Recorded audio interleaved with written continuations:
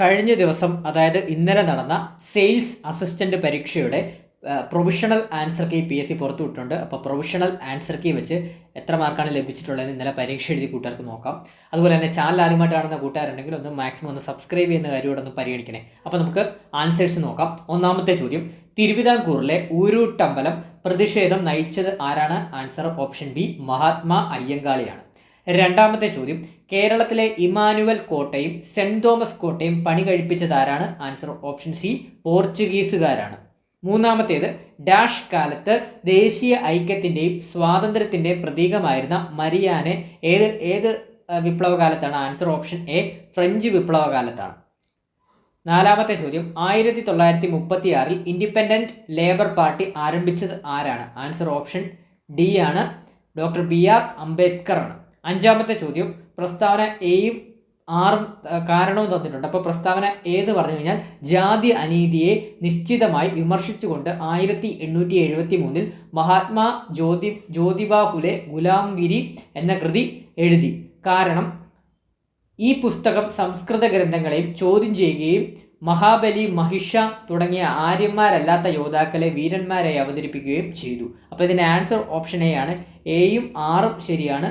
But 6A ശരിയായ വിശദീകരണമാണ് എന്നുള്ളതാണ്. അപ്പോൾ ഓപ്ഷൻ എ ആണ് 5ന്റെ ആൻസർ ആയിട്ട് വരുന്നത്. ആറാമത്തെ ചോദ്യം, താഴെ പറയുന്നവരിൽ ആരാണ് കേരള സംഗീത നാടക അക്കാദമിയുടെ ഇപ്പോഴത്തെ വൈസ് ചെയർപേഴ്സൺ, പ്രശസ്തനായ ഒരു കലാകാരനും സിനിമാ പിന്നണി ഗായകനും കൂടിയാണ്? ആൻസർ ഓപ്ഷൻ സി ആണ്, പുഷ്പവതി പൊയ്പ്പാടത്താണ്. ഏഴാമത്തെ ചോദ്യം നോക്കാം. മൊഹറോവിസിക് തുടർച്ചയില്ലായ്മയെക്കുറിച്ചുള്ള ഇനി പറയുന്ന പ്രസ്താവനകളിൽ ഏതാണ് ശരി എന്നുള്ളത്? അപ്പോൾ 7ന്റെ ആൻസർ ഓപ്ഷൻ എ ആണ്. 1ഉം 3ഉമാണ് ശരിയായിട്ടുള്ള സ്റ്റേറ്റ്മെന്റുകൾ കേട്ടോ. 1ഉം 3ഉം മാത്രമാണ് ശരിയാട്ടോ. അതായത് ഭൂകമ്പ തരംഗങ്ങളുടെ പ്രവണത താഴത്തെ പുറം തോടിന്റെയും മുകളിലെ മാൻഡിലിന്റെയും അതിരുകൾക്കിടയിലുള്ള തുടർച്ചയില്ലായ്മയെ സൂചിപ്പിക്കുന്നു. മൂന്നാമത്തെ സ്റ്റേറ്റ്മെന്റ് എന്താണ്? 1909 മൊഹറോവിസിക് ആണ് ഈ തുടർച്ചയില്ലായ്മ കണ്ടെത്തിയത്. അപ്പോൾ 1ഉം 3 സ്റ്റേറ്റ്മെന്റ് മാത്രമാണ് ഇവിടെ ശരിയായിട്ടുള്ള സ്റ്റേറ്റ്മെന്റ്. ഓപ്ഷൻ എ ആണ് ആൻസർ. എട്ടാമത്തെ ചോദ്യം, യൂട്രോഫിക്കേഷനിലേക്ക് നയിക്കുന്ന താഴെ പറയുന്ന പ്രസ്താവനകളിൽ ഏതാണ് ശരിയല്ലാത്തത് ഏതാണെന്നാണ് ചോദിച്ചിരിക്കുന്നത്. അപ്പോൾ ഇതിനകത്ത് ശരിയല്ലാത്തത് നദിയിലെ വിഷരാസവസ്തുക്കളുടെ സാന്ദ്രതയിൽ വർധനവ് തെറ്റായിട്ടുള്ള സ്റ്റേറ്റ്മെന്റ് ആണ്. നദിയിലെ ജൈവ അജൈവ പോഷകങ്ങളുടെ സാന്ദ്രതയിലെ വർധനവ് അത് ശരിയാണ്. സൾഫ്യൂരിക് ആസിഡിന്റെ ഉയർന്ന സാന്ദ്രതയാൽ മലിനമായ വെള്ളം അതും തെറ്റായിട്ടുള്ള സ്റ്റേറ്റ്മെന്റ് ആണ്. അപ്പോൾ അതിന്റെ ആൻസർ ഓപ്ഷൻ സി ആണ്. 1ഉം 3ഉം മാത്രമാണ് ശരിയല്ലാത്ത സ്റ്റേറ്റ്മെന്റ് ആയിട്ട് വരുന്നത്. ഒൻപതാമത്തെ ചോദ്യം, താഴെ കൊടുത്തിരിക്കുന്ന ലിസ്റ്റ് എ താപവൈദ്യുത നിലയങ്ങൾ ലിസ്റ്റ് ബി സംസ്ഥാനവുമായി പൊരുത്തപ്പെടുത്തുക എന്നുള്ളതാണ്. അപ്പോൾ നമുക്ക് നോക്കാം. 1 ചന്ദ്രപൂര് മഹാരാഷ്ട്രയാണ് ചന്ദ്രപൂർ വരുന്നത്. 2 ബനാസ് വരുന്നത് ഗുജറാത്തിലാണ്. അതുപോലെ തന്നെ 3 രാമഗുണ്ടം വരുന്നത് തെലങ്കാനയിലാണ്. അതുപോലെ തന്നെ ദുർഗാപൂർ വരുന്നത് എവിടെയാണ്? പശ്ചിമ ബംഗാളിലാണ് കേട്ടോ, പശ്ചിമ ബംഗാളിൽ. അപ്പോൾ ആൻസർ ഏതാണ്? ഓപ്ഷൻ ബി ആണ്. 1 3 2 1 1 3 2 1 3 4 4 2 എന്നുള്ളതാണ്. ഓപ്ഷൻ എ ആണ് ആൻസർ ആയിട്ട് വരുന്നത്. പത്താമത്തെ ചോദ്യം നോക്കാം. പത്താമത്തെ ചോദ്യം,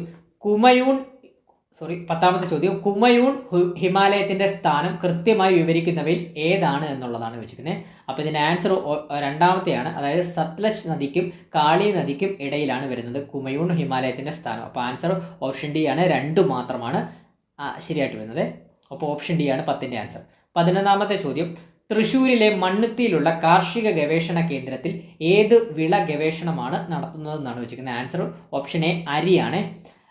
12ാമത്തെ ചോദ്യം, 2025 ജനുവരി 28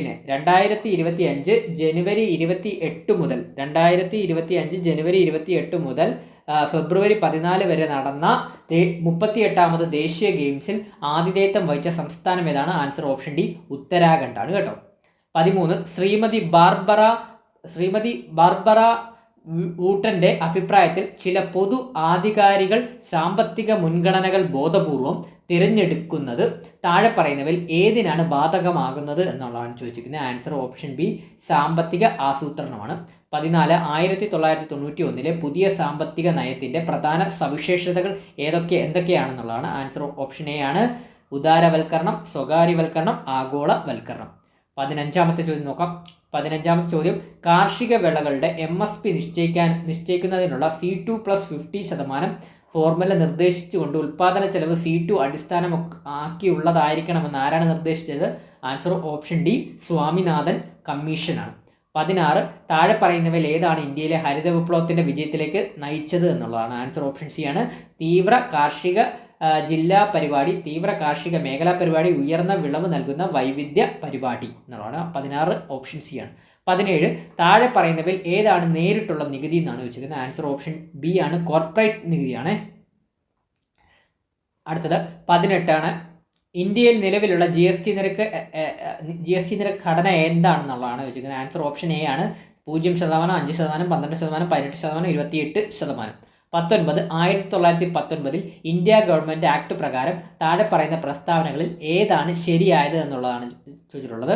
അപ്പോൾ ഇതെല്ലാം ശരിയായിട്ടുള്ള സ്റ്റേറ്റ്മെൻറ്റുകളാണ്. അതായത് കേന്ദ്രത്തിലെ ദിസ്വ സെൻട്രൽ പബ്ലിക് കമ്മീഷൻ സ്ത്രീകൾക്ക് വോട്ടവകാശം നൽകിയിട്ടുണ്ട്. അപ്പോൾ ആൻസർ ഓപ്ഷൻ ഡി ആണ്, മുകളിൽ പറഞ്ഞവയെല്ലാം ശരിയായിട്ടുള്ള സ്റ്റേറ്റ്മെൻറ്റുകളാണ്. 20ാമത്തെ ചോദ്യം, 1976 42ാം ഭരണഘടനാ ഭേദഗതി ആക്ടിൻ്റെ ആമുഖത്തിൽ ചേർത്ത വാക്കുകൾ ഏതൊക്കെയാണെന്നാണ് ചോദിച്ചിരിക്കുന്നത്. സോഷ്യലിസ്റ്റ് ഉണ്ട്, അതുപോലെ തന്നെ ഐക്യവും സമഗ്രതയും ഉണ്ട്, മതേതരവും ഉണ്ട് കേട്ടോ. അപ്പോൾ ആൻസർ ഓപ്ഷൻ സി ആണ്, 2, 3, 4 മാത്രമാണ് ശരിയായിട്ടുള്ളത്. 21, ഗവർണർക്ക് താഴെ പറയുന്ന പ്രവർത്തനങ്ങൾ ഉണ്ട് എന്നാണ് ചോദിച്ചത്. ഗവർണർക്ക് ഓർഡിനൻസുകൾ പുറപ്പെടുവിക്കാനുള്ള അധികാരമുണ്ട്, സംസ്ഥാന രാഷ്ട്രപതി ഭരണം ശുപാർശ ചെയ്യാനുള്ള അധികാരമുണ്ട്, സംസ്ഥാന നിയമസഭ പാസാക്കിയ ബില്ല് രാഷ്ട്രപതിയുടെ പരിഗണനയ്ക്കായി മാറ്റിവെക്കുക, ഒരു മന്ത്രി തീരുമാനം എടുത്തിട്ടുണ്ടെങ്കിലും മന്ത്രിസഭ അത് പരിഗണിച്ചിട്ടില്ലെങ്കിൽ ഗവർണർക്ക് മുഖ്യമന്ത്രിയോട് അത് കൗൺസിലിൽ സമർപ്പിക്കാൻ ആവശ്യപ്പെടാം. അപ്പോൾ ആൻസർ ഏതാണ്? ഓപ്ഷൻ ഡി ആണ്, മുകളിൽ പറഞ്ഞവ എല്ലാം എന്നുള്ളതാണ്. 22, അടുത്ത ക്വസ്റ്റ്യൻ 22, സംസ്ഥാനത്തിൻ്റെ അഡ്വക്കേറ്റ് ജനറൽ എന്നതിനെക്കുറിച്ച് താഴെ പറയുന്ന പ്രസ്താവനകളിൽ ഏതാണ് ശരി എന്നാണ് ചോദിച്ചിരിക്കുന്നത്. ശരി ഏതാണെന്ന് നമുക്ക് നോക്കാം. ഹൈക്കോടതി ജഡ്ജിയാകാൻ യോഗ്യതയുള്ള ആൾ, അത് ശരിയായിട്ടുള്ളതാണ്. ഗവർണറുടെ ഇഷ്ടമുള്ളിടത്തോളം കാലം അഡ്വക്കേറ്റ് ജനറലായി പദവി വഹിക്കാം. അപ്പോൾ ആൻസർ ഓപ്ഷൻ സി ആണ്, 3, 4 മാത്രമാണ് ശരിയായിട്ടുള്ള സ്റ്റേറ്റ്മെൻറ്റ്. ഇനി 23 നോക്കാം. ഇന്ത്യൻ ഭരണഘടനയുടെ ആർട്ടിക്കിൾ 330, 332 പറയുന്നത് എന്താണെന്നാണ് ചോദിച്ചിരിക്കുന്നത്. എന്തൊക്കെയാണ് പറയുന്നത്? ലോകസഭയിൽ പട്ടികജാതി പട്ടികവർഗക്കാർക്കുള്ള രാഷ്ട്രീയ സംവരണം, വിധാൻസഭയിൽ പട്ടികജാതി പട്ടികവർഗക്കാർക്കുള്ള രാഷ്ട്രീയ സംവരണമാണ് പറയുന്നത്. അപ്പോൾ ആൻസർ ഓപ്ഷൻ ബി ആണ്, 1ഉം 2ഉം മാത്രമാണ്. 24, മൂന്നാം കക്ഷി വ്യവഹാര ഫണ്ടിങ്ങിനെ കുറിച്ചുള്ള താഴെ പറയുന്ന പ്രസ്താവനകൾ ഏതൊക്കെയാണ് ശരിയെന്ന് വിലയിരുത്തുക എന്നുള്ളതാണ് വെച്ചിരിക്കുന്നത്. ഇതിനകത്ത് ശരിയായിട്ടുള്ള നമുക്ക് നോക്കാം. പൊതു താല്പര്യ വ്യവഹാരങ്ങൾക്ക് TPLF സഹായിക്കുന്നു. Bar council of India versus AK Balaji എന്ന വിധിന്യായത്തിൽ സുപ്രീം കോടതി TPLFന് പച്ചക്കൊടി കാണിച്ചു. അപ്പം ഇതിന് ആൻസർ വരുന്ന ഓപ്ഷൻ എ ആണ്, 1ഉം 2ഉം മാത്രമാണ് ശരിയായിട്ട് വരുന്നത്. ശരിയായിട്ടുള്ള സ്റ്റേറ്റ്മെൻറ്റുകൾ. 25, ആർട്ടിക്കിൾ 32 പരാമർശിച്ചിരിക്കുന്ന കാരണങ്ങളല്ലാത്ത സുപ്രീം കോടതിക്ക് റിട്ട് പുറപ്പെടുവിക്കാൻ അധികാരം നൽകാൻ പാർലമെന്റിനെ അനുവദിക്കുന്ന ഇന്ത്യൻ ഭരണഘടനയുടെ ഏത് ആർട്ടിക്കിളാണ്? ആൻസർ ഓപ്ഷൻ എ ആണ്, ആർട്ടിക്കിൾ 139 ആണ്. 26, താഴെ പറയുന്നവയിൽ ഏതാണ് കേരള സംസ്ഥാന ആസൂത്രണ ബോർഡിന്റെ സാങ്കേതിക വിഭാഗം അല്ലാത്തത് എന്നാണ് ചോദിച്ചിരിക്കുന്നത്. ഏതൊക്കെയാണ്? സംയോജിത ധനവിഭാഗം, അതുപോലെ തന്നെ പൊതുധനകാര്യ നയ വിശകലന വിഭാഗം. അപ്പോൾ ആൻസർ ഓപ്ഷൻ സി ആണ്, 2ഉം 4ഉം മാത്രമാണ് ഇതിൽ കേരള സംസ്ഥാന ആസൂത്രണ ബോർഡിന്റെ സാങ്കേതിക വിഭാഗം അല്ലാത്തത് കേട്ടോ.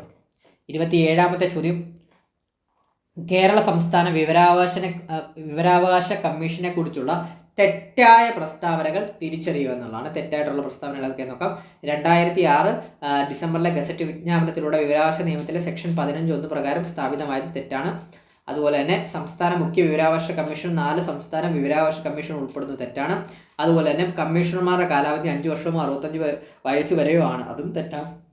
അതും തെറ്റായിട്ടുള്ള സ്റ്റേറ്റ്മെൻറ്റാണ്. ഒരു അന്വേഷണ സമയത്ത് ഒരു സിവിൽ കോടതിയുടെ അധികാരമുണ്ട്, അത് ശരിയാണ്. അപ്പോൾ ആൻസർ ഓപ്ഷൻ ബി ആണ്, 1ഉം 2ഉം 3ഉം മാത്രമാണ് തെറ്റായിട്ടുള്ള പ്രസ്താവനകൾ. 28ാമത്തെ ചോദ്യം, താഴെ പറയുന്നതിൽ ഏതാണ് കേരളത്തിലെ ആദ്യത്തെ സമ്പൂർണ്ണ ഡിജിറ്റൽ സാക്ഷരതാ ജില്ലയായി പ്രഖ്യാപിച്ചത്? Answer option B, എറണാകുളമാണ്. 29, ഇന്ത്യയിൽ ദേശീയമായി പ്രഖ്യാപിച്ച ദുരന്തമല്ലാത്തത് ഏതാണ്? ആൻസർ ഓപ്ഷൻ ഡി, ഉഷ്ണതരംഗം അഥവാ സൂര്യാഘാതം. 30, ആയുഷ്മാൻ വയ വന്ദന കാർഡുമായി ബന്ധപ്പെട്ട തെറ്റായ പ്രസ്താവന തിരിച്ചറിയുക എന്നാണ്. ആൻസർ ഓപ്ഷൻ ബി ആണ്, 70 വയസ്സോ അതിൽ കൂടുതലോ പ്രായമുള്ള 5 ലക്ഷത്തിൽ താഴെ വരുമാനമുള്ളവർക്ക് വരുമാനമുള്ള മുതിർന്ന പൗരന്മാർക്ക് മാത്രം എന്നുള്ളത് തെറ്റാണ് കേട്ടോ. അപ്പം 30 ആൻസർ ഓപ്ഷൻ ബി ആണ്. 31 കേരള സർക്കാർ ജീവനക്കാരുടെ പെരുമാറ്റ ചട്ടങ്ങൾ ഏത് വർഷമാണ് നടപ്പിലാക്കിയത്? ആൻസർ ഓപ്ഷൻ സി ആണ്, 1960. 32 താഴെ പറയുന്നവയിൽ ഏതാണ് ഗ്രാമവികസന കമ്മീഷണറേറ്റിന്റെ കീഴിൽ വരാത്തത്? ആൻസർ ഓപ്ഷൻ എ, തദ്ദേശ സ്വയംഭരണ വകുപ്പാണ്. 33 2024 ദേശീയ ഐക്യദിനത്തിൽ ഇന്ത്യൻ പ്രധാനമന്ത്രി ആരംഭിച്ച പ്ലാറ്റ്ഫോമിന്റെ പേരെന്താണ്? ആൻസർ ഓപ്ഷൻ ഡി ആണ്, മേരാ യുവ ഭാരത് പ്ലാറ്റ്ഫോം. 33 താഴെ പറയുന്നവയിൽ പൊരുത്തപ്പെടുന്നു. മാച്ച് ദ ഫോളോയിങ് ആണ്. ദേശീയ ഹരിത ട്രിബ്യൂണൽ എന്നാണ് 2010 ആണ് ദേശീയ ഹരിത ട്രിബ്യൂണൽ. അതുപോലെ തന്നെ ഉപഭോക്തൃ തർക്ക പരിഹാര കമ്മീഷൻ വരുന്നത് 1988 ആണ്. കേന്ദ്ര വിവരാവകാശ കമ്മീഷൻ 2005 ആണ്. സെക്യൂരിറ്റി അപ്പലേറ്റ് ട്രിബ്യൂണൽ വരുന്നത് 1992 ആണ് കേട്ടോ. അപ്പോൾ ആൻസർ ഇതാണ്, ഓപ്ഷൻ എ ആണ്. 1 ബി, 2 ഡി, 3 എ, 4 സി ആണ്.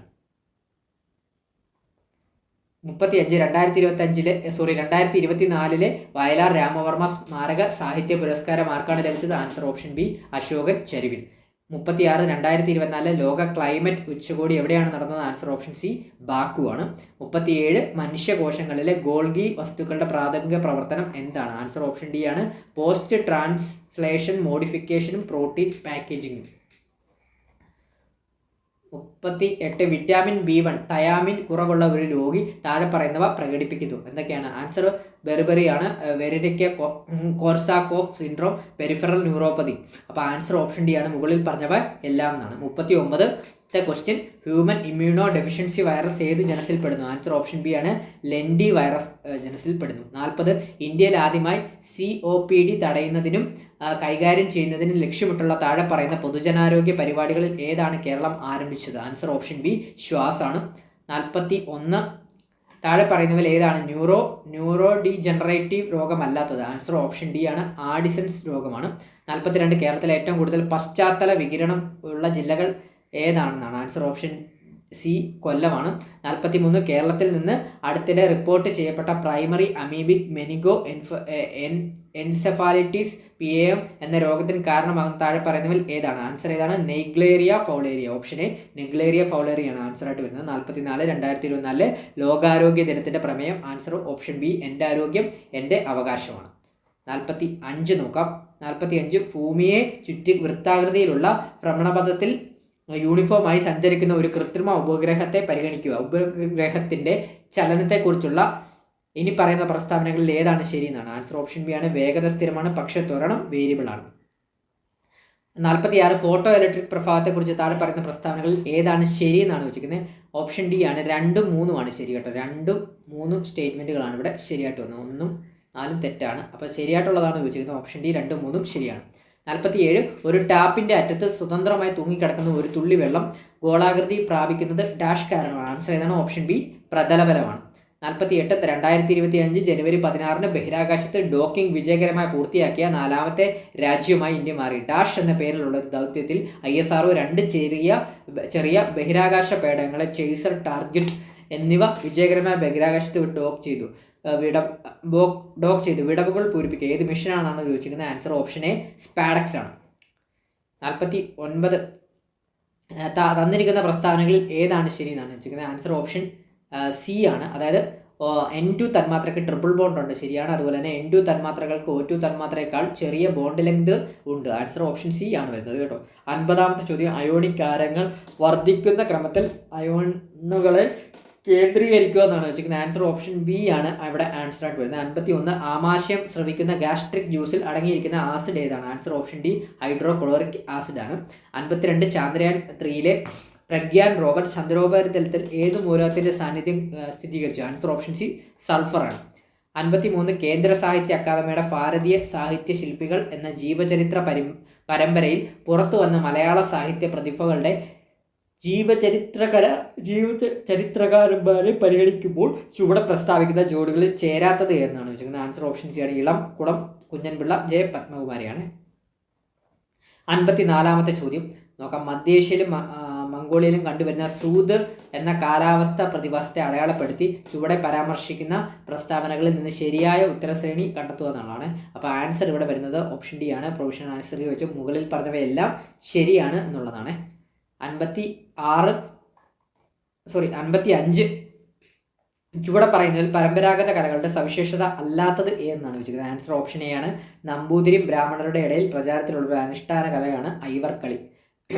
56 ചോദ്യം, ഏത് രാജ്യത്തായിരുന്നു ഇന്ദ്രൻ എന്ന ദേവന്റെ പ്രീതിക്കായി പന്തൻ എന്ന ചെടിയുടെ തണ്ട് ഉപയോഗിച്ചുകൊണ്ട് പന്തൻ യുദ്ധം അഥവാ പെരാങ് പന്തൻ എന്ന പരമ്പരാഗത ഏറ്റുമുട്ടൽ ആചാര രീതി അരങ്ങേറിയത്? Answer option c ഇന്തോനേഷ്യയാണ്.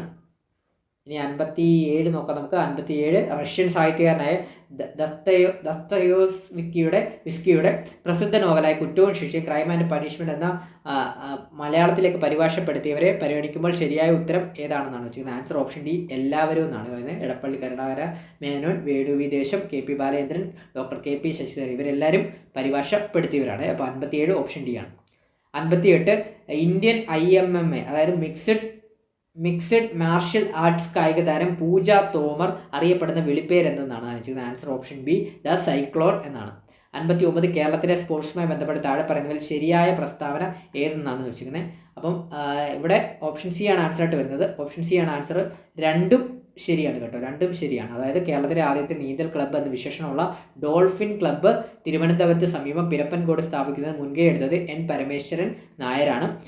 മലപ്പുറം ജില്ലയിൽ കേരളത്തിൽ ഏറ്റവും കൂടുതൽ സെവൻസ് ഫുട്ബോൾ മാച്ചുകൾ നടക്കുന്നത് ശരിയാണ്. അപ്പോൾ 59 ആൻസർ ഓപ്ഷൻ സി ആണ്. രണ്ടും ശരിയാണ്. 60 ചോദ്യം, താഴെ പറയുന്നവയിൽ ഏത് പ്രോഗ്രാമിംഗിലെ ഒരു നിർദ്ദേശമല്ല ഡാഷ് എന്നാണ് വെച്ചിരിക്കുന്നത്? അപ്പോൾ ആൻസർ ഓപ്ഷൻ സി ആണ്.